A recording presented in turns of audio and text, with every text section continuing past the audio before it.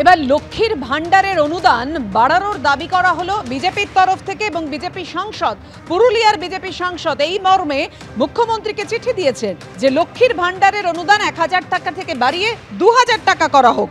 মমতা বন্দ্যোপাধ্যায়কে চিঠি পুরুলিয়ার বিজেপি সাংসদ জ্যোতির্ময় সিং মাহাতো। তৃণমূলের মদতে রাজ্যে ফোড়ে রাজের রমরমা, সেই কারণেই মূল্যবৃদ্ধি আকাশ ছোঁয়া।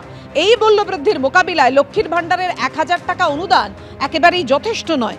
মহারাষ্ট্রে মহিলাদের 1500 টাকা করে অনুদান দেওয়া হচ্ছে।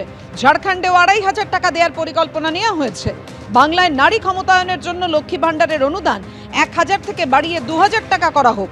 মুখ্যমন্ত্রীকে চিঠি পুরুলিয়ার বিজেপি সাংসদ জ্যোতির্ময় সিং মাহাতো।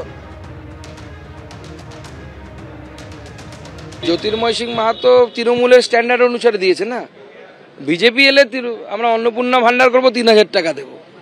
তৃণমূল তো 3000 টাকা দিতে পারবে না। তৃণমূল 2000 টাকা দেবে, বিজেপি এলে 3000 টাকা দেবে।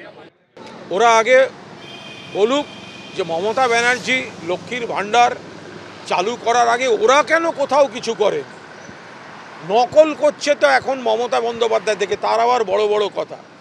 আর জ্যোতির্ময় সিং মাহাতোকে বলে দেবেন মমতা ব্যানার্জিকে টাকার জন্য চিঠি না দিয়ে আগে ওর প্রধানমন্ত্রী আর কেন্দ্রের অর্থমন্ত্রীকে চিঠি দেওয়া উচিত যে বাংলার বকেয়া টাকাটা আগে কেন্দ্রীয় সরকার দিক, তারপর বিজেপির নেতারা জ্ঞান দেবে।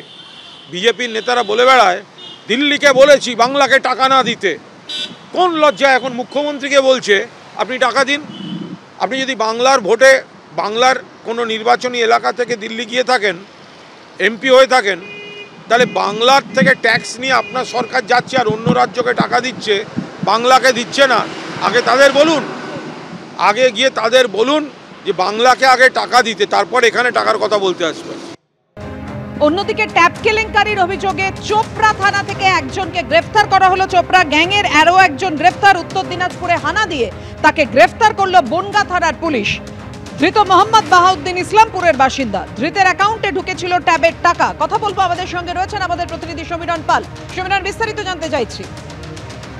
দেখো, কিছুদিন আগে বনগাঁ দুটি স্কুলে মোট 22 জনের অ্যাকাউন্টে ট্যাবের টাকা ঢোকেনি বলে বনগাঁ থানায় অভিযোগ দায়ের এবং তদন্তে নামে বনগাঁ থানার পুলিশ এবং বনগাঁ পুলিশ জেলার শীর্ষ কর্তারা এই বিষয়টি তদন্ত করতে থাকে এবং দেখা যায় যে ইসলামপুর অর্থাৎ ইসলামপুরের এক মোহাম্মদ বাহাউদ্দিন নামে এক যুবকের অ্যাকাউন্টে ট্যাবের টাকা ঢুকেছে এবং সেই তদন্তের তৎকাল ইসলামপুর থেকে মোহাম্মদ বাহাউদ্দিনকে গ্রেপ্তার করে নিয়ে আসে বনগাঁ থানার পুলিশ। আজকে তাকে বনগাঁ মহকুমা আদালতে পেশ করা হয়। বিচারক 8 দিনের পুলিশ হেফাজতের নির্দেশ দিয়েছে।